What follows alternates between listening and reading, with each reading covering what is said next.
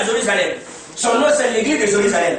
À Judée, l'église de Judée. Samarie, l'église de Samarie. Thessalonique, l'église de Thessalonique. À Rome, l'église de Rome. Si elle est ici à Abidjan, l'église d'Abidjan.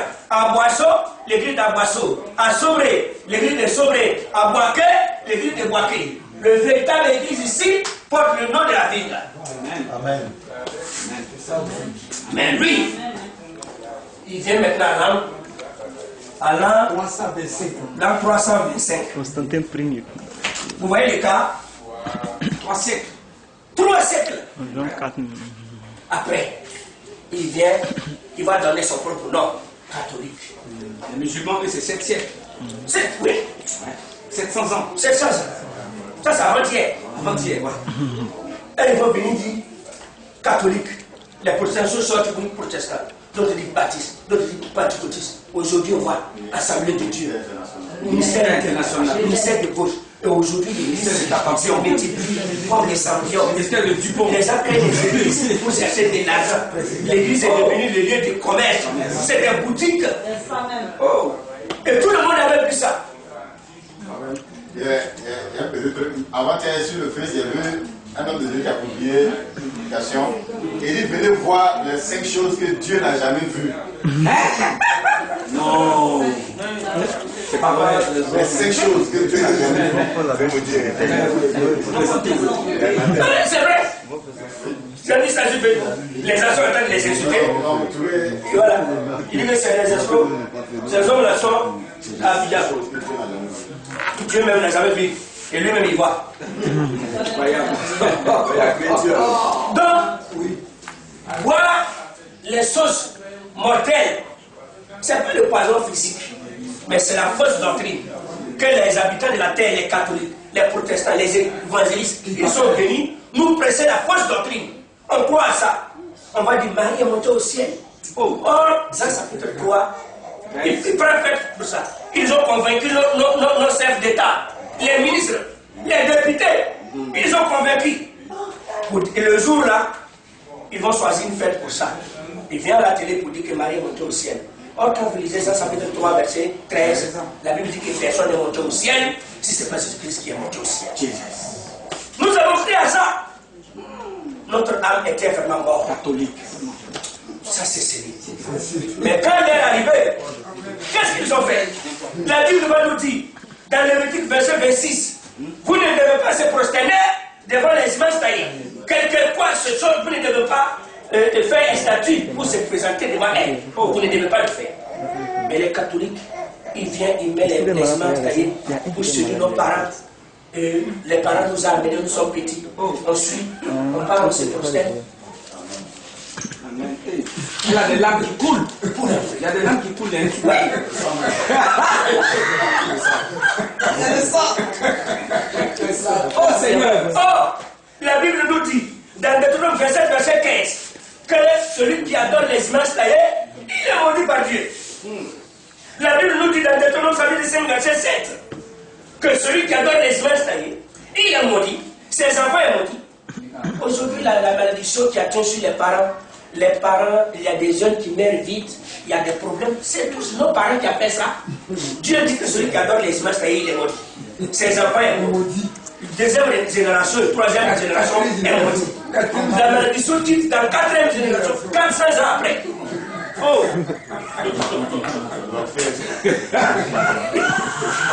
C'est grave. Ça, c'est Deutéronome 5, verset 7. Donc, nous avons vu la fausse doctrine. Mais, quand le temps est arrivé, Dieu nous envoie un message pour presser. Et ça a restauré notre âme. Nos yeux sont ouverts. Nos oreilles sont ouvertes. Nous avons commencé à parler maintenant un autre langage pour condamner maintenant le premier langue. Pour dire que ce qu'il dit là est faux. Pour dénoncer à ça. C'est ça que nous sommes maintenant. Donc la poison là, ça ne peut pas nous tuer. Nous allons parler maintenant de la guérison. Alléluia. Qu'est-ce qu'il dit? Qu'est-ce qu'il dit? Ils imposeront les mains aux malades seront guéris. D'accord. Qui était dans la fausseté? Qui partait là-bas qui était malade?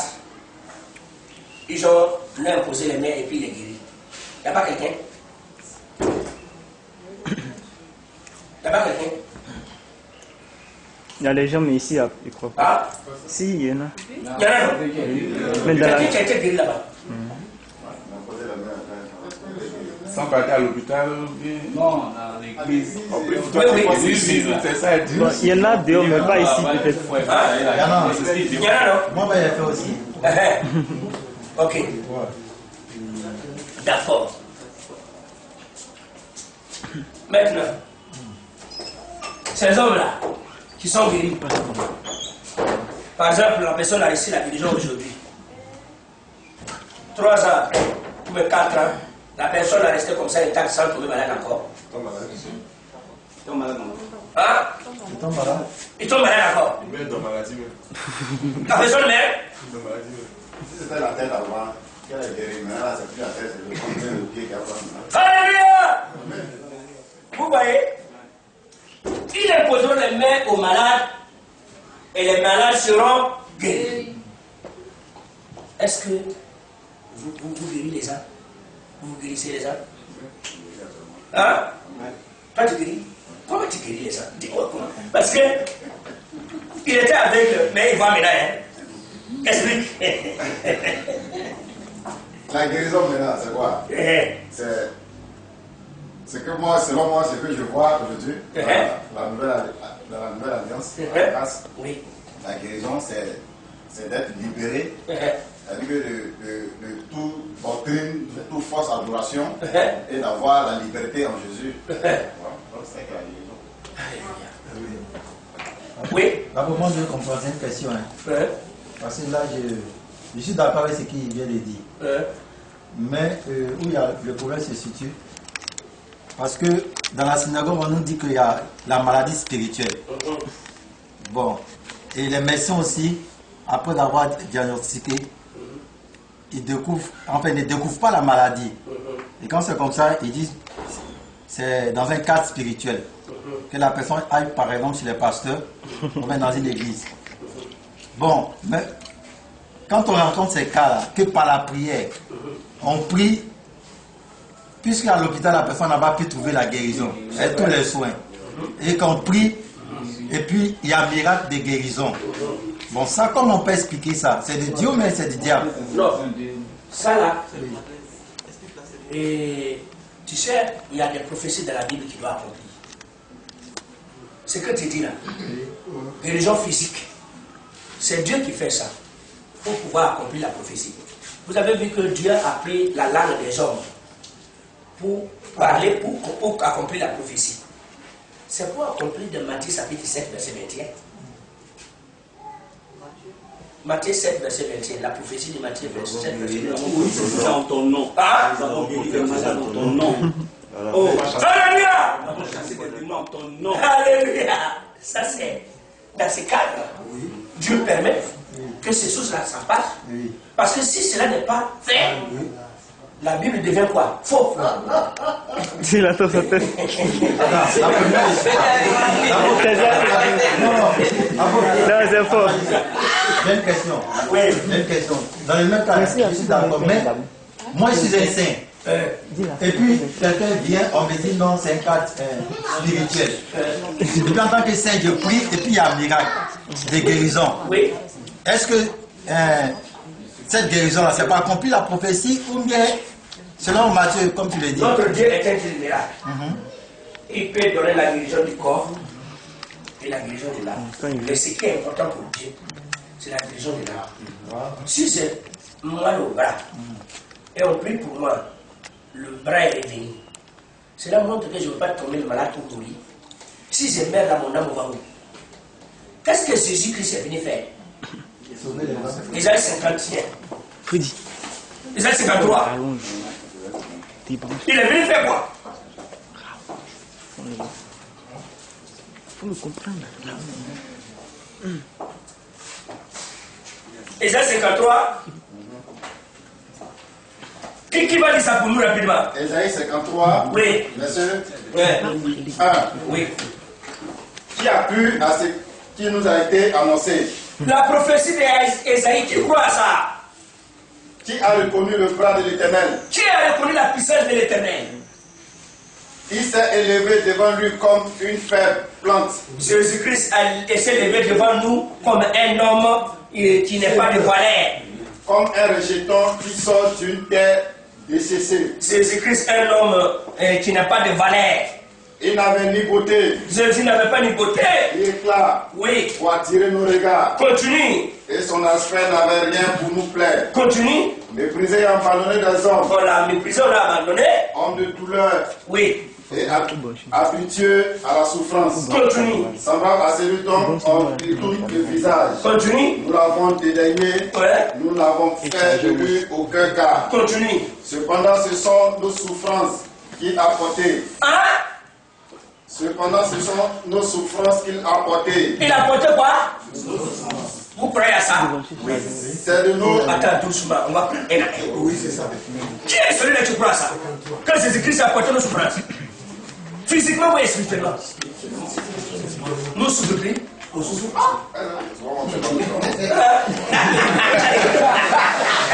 Il était dans des chambres salon. Le président des autres. Ça, c'est le que moi, il était dans des chambres salon. Quand j'ai prié chez moi, à la maison, ils sont venus me trouver, ils connaissent. Aujourd'hui, je suis dans la chambre salon. J'ai pris la vérité sur la chambre salon. Il ne peut plus payer 90 000 francs par mois. Là, c'est pas une souffrance.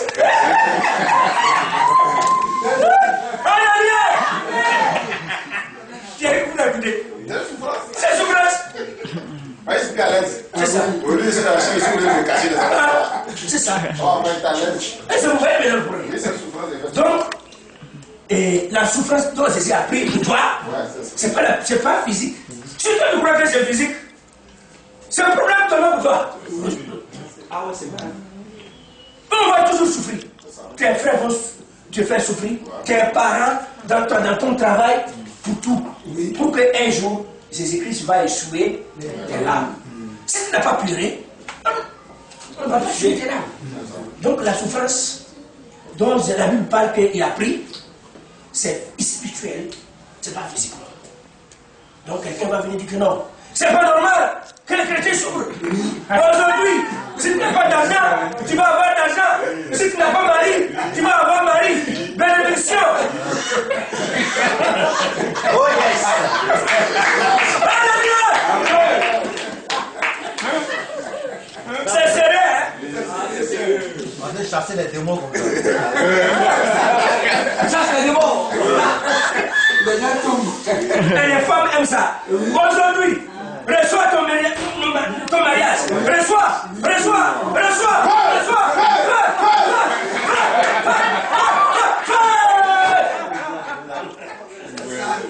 C'est la faux prophète.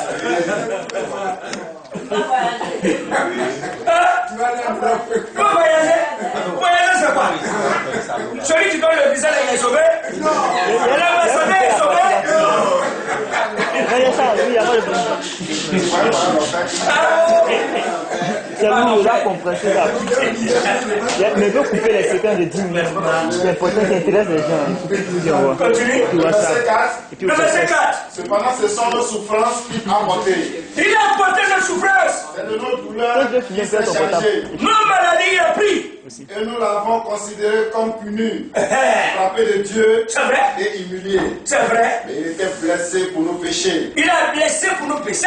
brisé pour nos iniquités. Continue. Le châtiment qui nous donne la paix est tombé sur lui. C'est la paix dans l'âme ou la paix dans le corps. Et c'est par cette blessure que nous sommes guéris. Nous sommes Guéris. Non, nous serons guéris. Nous sommes bien guéris. Nous sommes déjà guéris. Amen. Je suis guéri. Je suis guéri. De l'enseignement du catholicisme. Je suis guéri. De l'enseignement de l'Assemblée de Dieu. Je suis guéri. Du pentecôtisme. Je suis guéri. Des centres d'évangélisation. Je suis guéri. Des paiements de la dîme. Je suis guéri. De tout. Alléluia. Il n'y a pas de bruit. Continuez. Alléluia. Nous étions tous errants comme des brebis. Chacun suivait sa propre voie. Alléluia. On parlait de la seule langue. Et l'Éternel a fait retomber sur lui l'iniquité de nous tous. C'est vrai? Il a été maltraité. Il a été maltraité. Opprimé. Opprimé. Il n'a point ouvert la bouche. Jésus n'a pas ouvert la bouche. Semblable un agneau qu'on mène à la boucherie. Ça, c'est la vérité. À une brebis muette. Continue. Devant ceux qui l'attendent. Continuez. Il n'y a point ouvert la bouche. Jésus n'a pas ouvert la bouche. Et il a été enlevé par l'angoisse. Continuez. Et le châtiment. Yeah. Et parmi ceux de sa génération Oui. qui a cru qu'il était retranché de la terre des Oui. vivants. C'est vrai. Et frappé pour les péchés de mon peuple. Il a été frappé pour le péché de mon peuple. C'est-à-dire que c'est à cause de nos péchés. La guérison de l'âme. C'est la guérison de l'âme. Et ils sont charnels. Ils cherchent la guérison physique. Pour le ventre. Viens. Si tu n'as pas de mari, tu vas avoir de mari. Ah, si tu as de mari, mariage est sauvé. Non. Jésus a aussi la preuve pour son mariage. Avant qu'il vienne, les gens se mariaient, non? Hein? Il y a des musulmans qui se sont mariés. Il y a des pays qui se sont mariés. Ils ont trouvé quoi dedans? Jésus va quitter au ciel. Il va venir sur la terre pour la guérison physique. Les choses charnelles. Chaque jour, au lieu de parler de la vérité, ou de presser la vie éternelle de l'âme. L'âme est morte. Et quand il reçoit la parole, l'âme est guérie. Ils sont là seulement, il fait ça tombe. Le Saint-Esprit, c'est devenu comme un climat. Un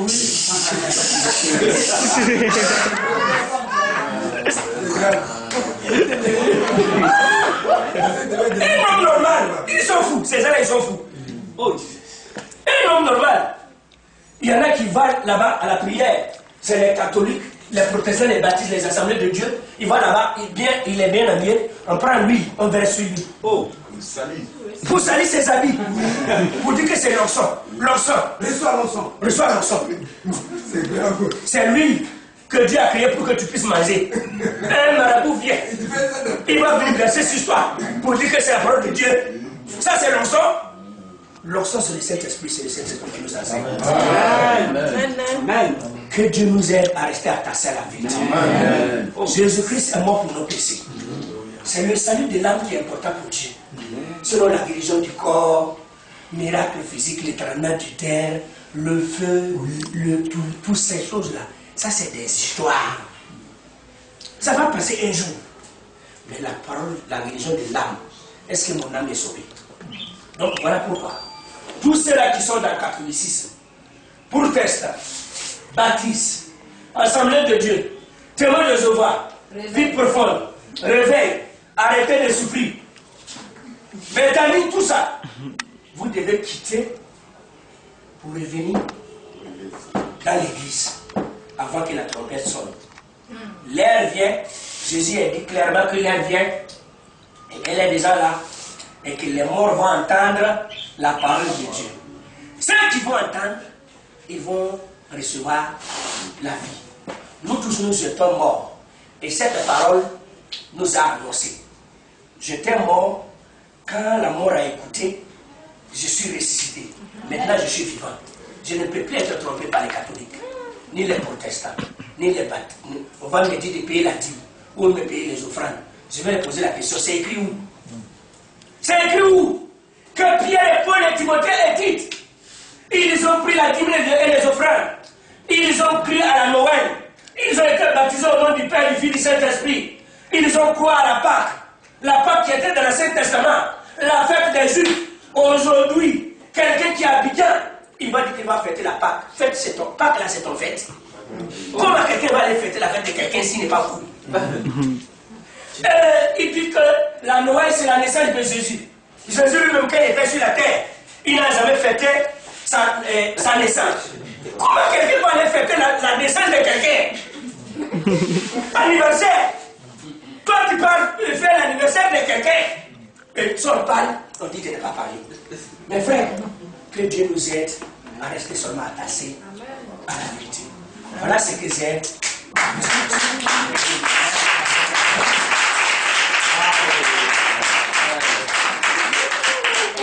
Amen.